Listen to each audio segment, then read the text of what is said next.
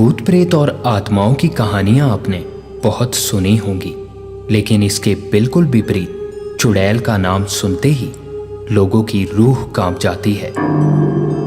इन्हें भारत के अनेक हिस्सों में अलग अलग नाम से जाना जाता है, लेकिन चुड़ैल नाम हर जगह ज्यादा प्रचलित है। इनके बारे में बहुत से दावे किए जाते रहे हैं, जैसे कि उत्तरी भारत में चुड़ैल एक ऐसी महिला भूत को बताया गया है जो बच्चों के जन्म के दौरान परिवार में हो रही कलेश के कारण मर जाती हैं, तो ऐसी औरतें चुड़ैल बनकर अपनी मौत का बदला लेती हैं।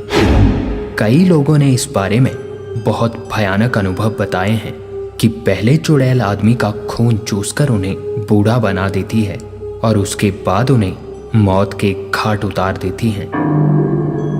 ऐसा माना जाता है कि चुड़ैल सुनसान जगह से गुजर रहे आदमियों को अपना शिकार बनाती हैं।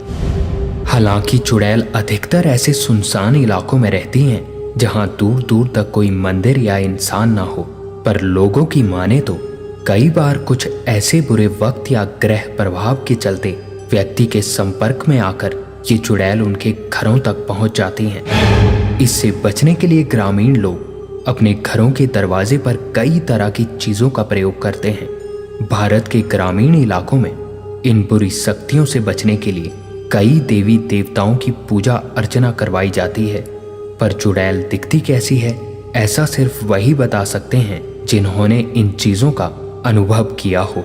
चुड़ैलों को देखने का दावा करने वाले कुछ लोगों का बताना है कि चुड़ैल शरीर से भारी और लंबे बालों वाली होती हैं, जिनके पैर पीछे की तरफ मुड़े हुए और आंखें डरावनी भयानक बकरी जैसी होती हैं, और चुड़ैल कोई भी रूप धारण कर इंसान के शरीर में घुस जाती है।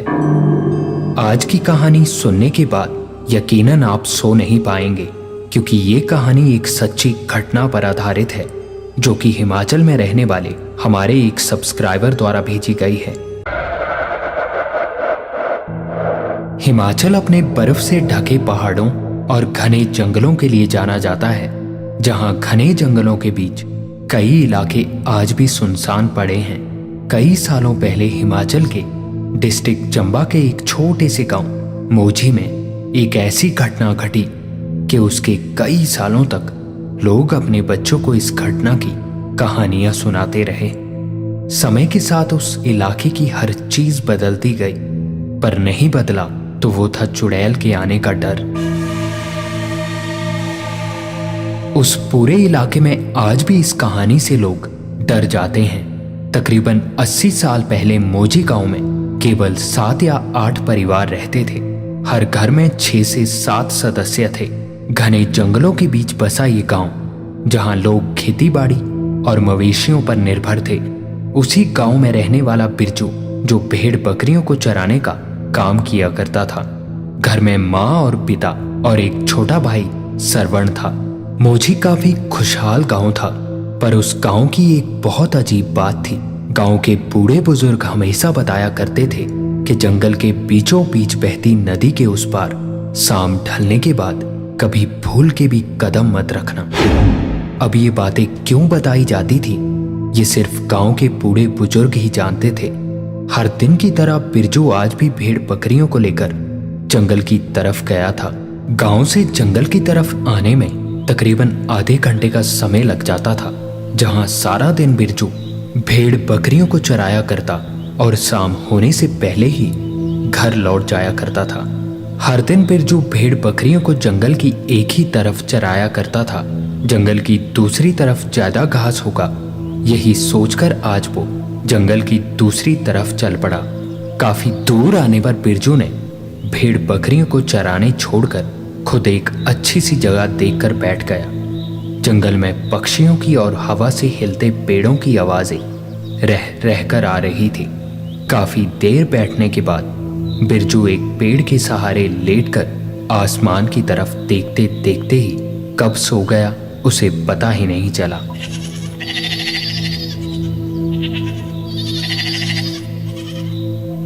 जब बकरी की होती एक अजीब सी आवाज से बिरजू की नींद खुली। बिरजू एकदम से उठता हुआ चारों तरफ देखने लगा। तो उसकी भेड़ बकरियां जो अभी अभी उससे थोड़ी ही दूरी पर चर रही थी, वो अब उसकी नजरों से ओझल हो चुकी थी। अक्सर भेड़ बकरियां चारा ढूंढते हुए झाड़ियों में घुस जाती हैं, दूर से देखने पर दिखाई नहीं देती। यही सोचकर बिरजू आगे की तरफ बढ़ने लगा। जंगल में चारों तरफ देखता हुआ बिरजू जंगल के लास्ट छोर पर खड़ा था, जहां नदी के आगे वही जंगल शुरू होता था, जहां जाने से गांव के बूढ़े बुजुर्ग हमेशा मना करते थे। जिस जगह के बारे में हमें जानकारी नहीं होती और जिस जगह के बारे में काफी कहानियां प्रचलित हों, इंसान का दिमाग उस जगह के बारे में खुद ही अजीब ख्याल बुनने लगता है। और बिरजू की अभी यही हालत थी। आगे न बढ़कर बिरजू पीछे की तरफ जाने लगा और हर तरफ अपनी भेड़ बकरियों को तलाश कर रहा था। बिरजू अभी मुड़कर वापस 10 कदम ही आगे गया होगा कि तभी तो नदी के उस पार से बकरियों की आवाजें उसे फिर सुनाई देने लगी। बिरजू ने पलटकर पीछे की तरफ देखा तो सचमुच सभी भेड़ बकरियां नदी के उस पार खड़ी थी। बिरजू वापस उसी तरफ बढ़ा और किनारे पर खड़ा आवाजें लगाकर उन्हें बुलाने की कोशिश करने लगा।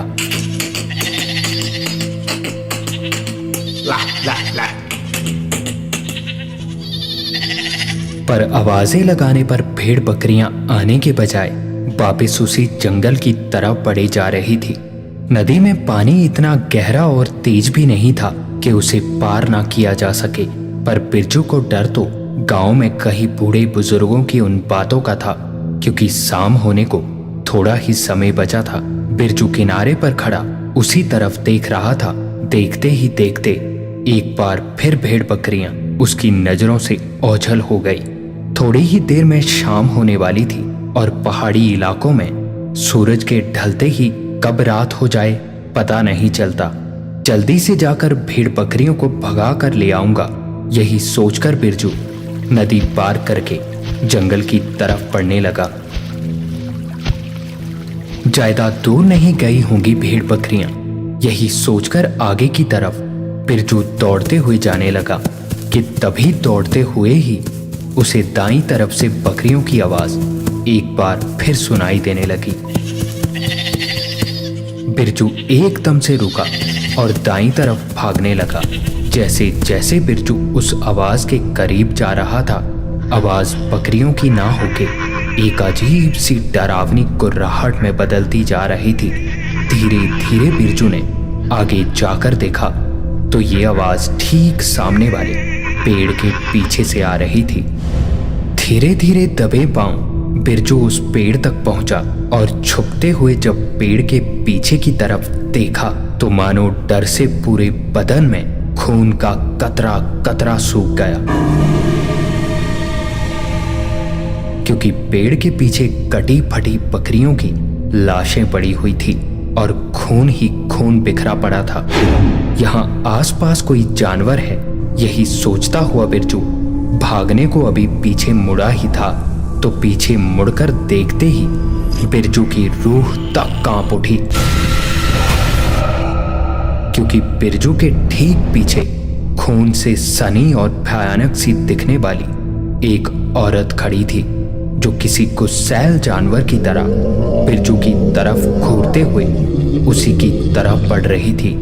ये देखते ही बिरजू की चीख निकल गई। ये देखकर बिरजू इतना डर चुका था कि वहीं बेहोश होकर गिर पड़ा और जब आंख खुली तो बिरजू ने खुद को नदी के किनारे पाया। डर से एकदम उठते हुए चारों तरफ देखा तो आसपास जंगल के अलावा कुछ नहीं था।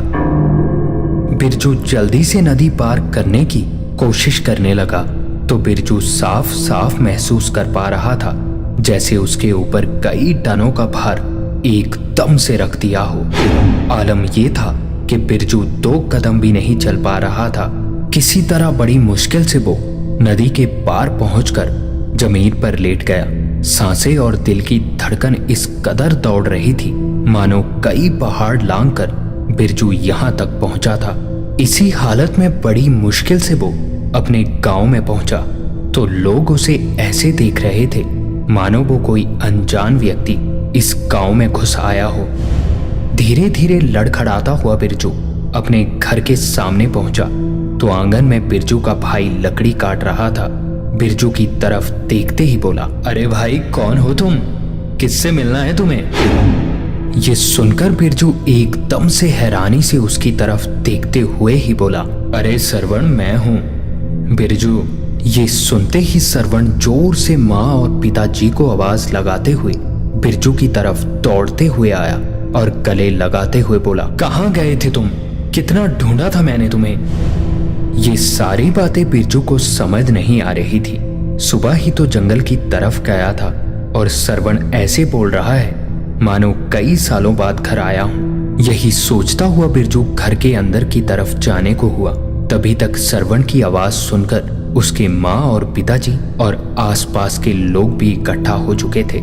ये देखकर बिरजू हैरानी से सबकी तरफ देख रहा था और यही सोच रहा था कि आखिर ऐसा हो क्या गया है एक ही दिन में जो सब ऐसा बर्ताव कर रहे हैं। बिरजू ने सारी बात सबको बताई, जंगल में जो भी उसके साथ हुआ था।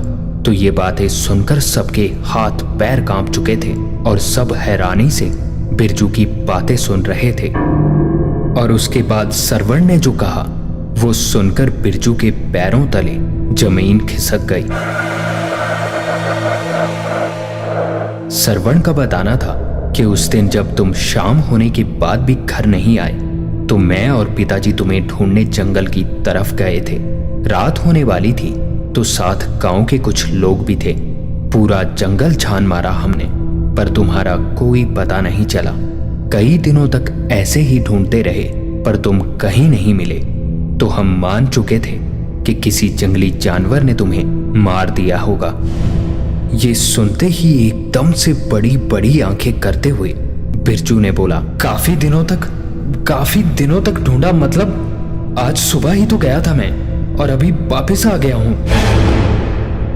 ये सारी बातें और बिरजू के आने से गांव वाले लोग बहुत हैरान थे क्योंकि बिरजू जिस दिन की बात कर रहा था उस दिन को बीते आज 2 साल हो चुके थे। और जब ये सारी बातें बिरजू को पता चली तो वो कुछ भी समझ पाने की हालत में नहीं था क्योंकि 2 सालों से वो कहां था, अब तक जिंदा कैसे रहा ये उसे बिल्कुल भी याद नहीं था। बिरजू के घर लौटने के 10 दिन बाद से ही गांव में अजीब सी घटनाएं होने लगी जिससे पूरा मौजी गांव दहल उठा। लोगों की बहुत ही रहस्यमयी और अजीब तरीके से मौतें होने लगी। लाश को देखने से ऐसा लगता था मानो खून का एक कतरा तक उस व्यक्ति में ना बचा हो और उम्र एक रात में ही कई सालों की हो गई हो। गांव के लोग अब खौफ के साए में जी रहे थे।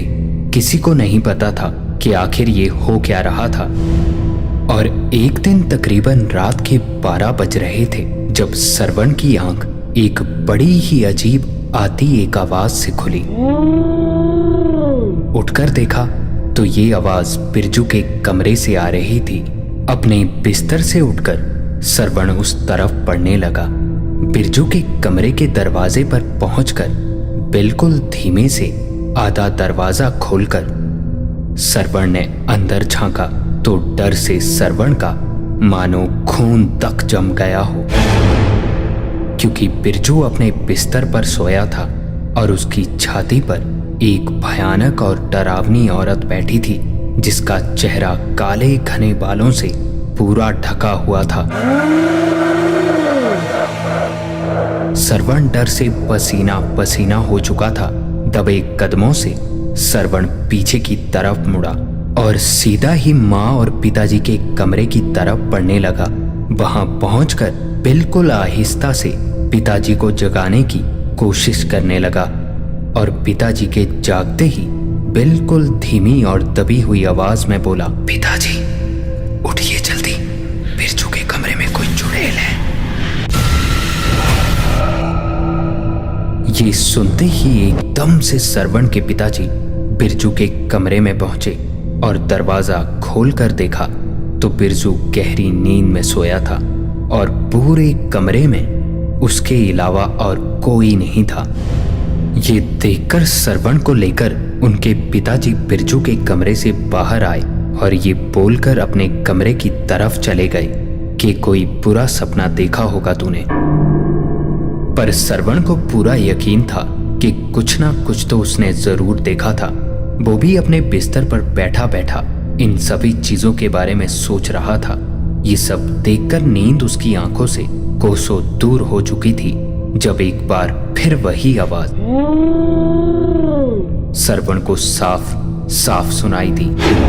एकदम से सरवण उठा और धीरे से दरवाजा खोलकर देखा तो एक बार फिर वही नजारा उसकी आंखों के सामने था और देखते ही देखते वो चुड़ैल बिरजू के अंदर समा गई। अगले दिन गांव में एक और व्यक्ति की मौत हो चुकी थी और लाश को देखने पर ऐसा लग रहा था कि पूरे शरीर के खून को निचोड़ दिया गया हो। रात की घटी घटना से सरवण इतना तो समझ चुका था कि हो ना हो ये गांव में हो रही मौतें इसी चुड़ैल की वजह से हो रही हैं। सरवण बिना समय गवाए गांव से थोड़ी ही दूर बने मंदिर में पहुंचा जहां काफी सालों से कई बाबा रहते थे। ये सारी बात सरवण ने जब उन्हें बताई तो उनमें से एक बाबा का बताना था कि कभी कभी इंसान की ग्रह अवस्था सही नहीं होती। उस समय अगर कोई इंसान ऐसी बुरी शक्तियों के संपर्क में आता है तो वो उसके शरीर में वास कर जाती हैं, जिसके बाद उन्हें भगाना बहुत मुश्किल हो जाता है। कल हम गांव में आकर उसे भगाने की कोशिश करेंगे। ये कहकर बाबा ने सरवण को मंदिर के अग्नि कुंड की धूल देकर बताया कि घर की चारों दिशाओं में और बिरजू के कमरे के दरवाजे पर ये धूल लगा देना और ध्यान रहे कि रात में बिरजू के कमरे की तरफ कोई ना जाए। और ये धूल तभी लगाना जब बिरजू अपने कमरे में सोने चला जाएगा। सरवण ने सारी बात सुनी और घर की तरफ चला गया। अगले दिन सारा दिन सरवण बिरजू पर नजर रखे हुए सब देखता रहा। बिरजू को देखकर बिल्कुल नहीं लग रहा था कि बिरजू इतने बुरे हालात में था। रात हुई, खाना पीना करके सब अपने अपने कमरे में चले गए। सरवण ने बिना समय गवाए घर के चारों तरफ मंदिर से लाई हुई धूल लगा दी और बिरजू के कमरे के दरवाजे की तरफ बढ़ा ही था जब सरवण के पिता ने उसे देखते ही बोला, इतनी रात का क्या कर रहा है तू? ये सुनते ही बिरजू ने अपने कमरे का दरवाजा खोला तो सामने सरवण और अपने पिताजी को देखते हुए बोला, क्या हुआ पिताजी? कि तभी सरवण थोड़ा डरते हुए और मंदिर की धूल को छुपाते हुए बोला, अरे कुछ नहीं भैया, आप जाइए, सो जाइए। ये कहते हुए सरवण ने अपने पिताजी की तरफ चुप रहने का इशारा किया जो वो बिल्कुल समझ नहीं पाए और सरवण के हाथों से वो मंदिर की धूल का थैला लेते हुए एक बार फिर बोले, क्या है ये? बिल्कुल चुप खड़ा सरवण कुछ नहीं बोल पा रहा था और जब बिरजू ने दरवाजे पर खड़े हुए उस मंदिर की धूल को अभी छुआ ही था तो मानो बिरजू के हाथों पर किसी ने आग लगा दी हो। एक झटके में बिरजू के चेहरे का रंग सफेद होने लगा और एक भयानक डरावनी चीख के साथ ही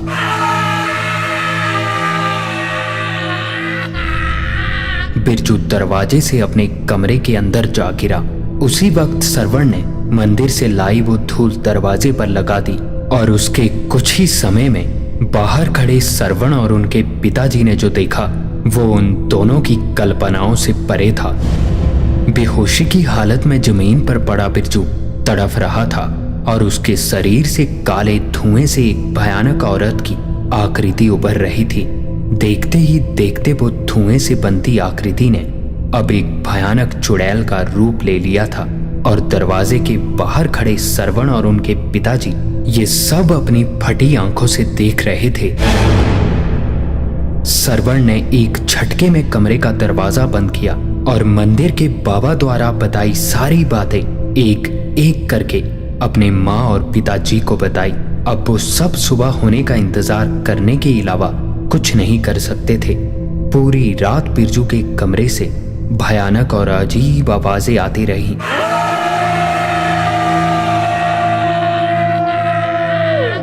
और सुबह होते होते सब शांत हो गया। अगले दिन गांव में किसी भी व्यक्ति की मौत नहीं हुई थी और मंदिर से वो चारों बाबा सरवण के घर के बाहर पहुंचे तो ये देखकर गांव के लोग भी बाहर आ चुके थे, जिससे धीरे धीरे हर बात सभी गांव वालों को भी पता चल चुकी थी। कि तभी एक बाबा का कहना था कि हम त्रिशूल लेकर चारों दिशाओं में खड़े होंगे, तुम सबको बिरजू को अंदर से यहां लाना है। सरवण और गांव वालों ने मिलकर ऐसा ही किया।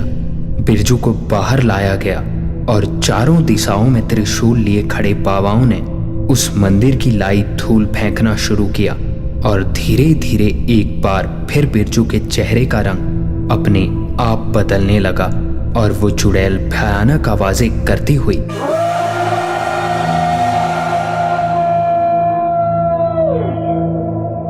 एक बार फिर बिरजू के शरीर से बाहर निकली। ये देखकर गांव के सारे लोग हैरान थे, क्योंकि ऐसा भयानक नजारा उन सबने पहली बार देखा था। पर गांव के कुछ लोगों ने ये सारी कहानियां अपने बुजुर्गों से सुन रखी थी। ये देखकर वो भी हैरान और समझ चुके थे कि क्यों नदी के उस पार जाने से बूढ़े बुजुर्ग हमेशा मना किया करते थे। उस चुड़ैल के निकलते ही एक बार फिर बिरजू बेहोश होकर जमीन पर गिर पड़ा और बाबा के इशारा करते ही सरवण ने बिरजू को उठाया और अंदर ले गया। इसके बाद वो चारों बाबा और गांव के कुछ लोग त्रिशूल की मदद से उस चुड़ैल को नदी के उस पार उसी जंगल में छोड़ आए। उस नदी के किनारे पर उन त्रिशूलों को लगाकर बाबा ने कहा था कि ये त्रिशूल जब तक यहाँ है कोई भी बुरी शक्ति इस गांव में नहीं आएगी। आज इस घटना को घटे 80 साल हो चुके हैं और आज भी वो त्रिशूल उसी नदी के किनारे पर खड़े हैं। समय के साथ भले ही ये हकीकत कहानियों में बदल गई, पर उस चुड़ैल का डर लोगों के अंदर आज भी जिंदा है।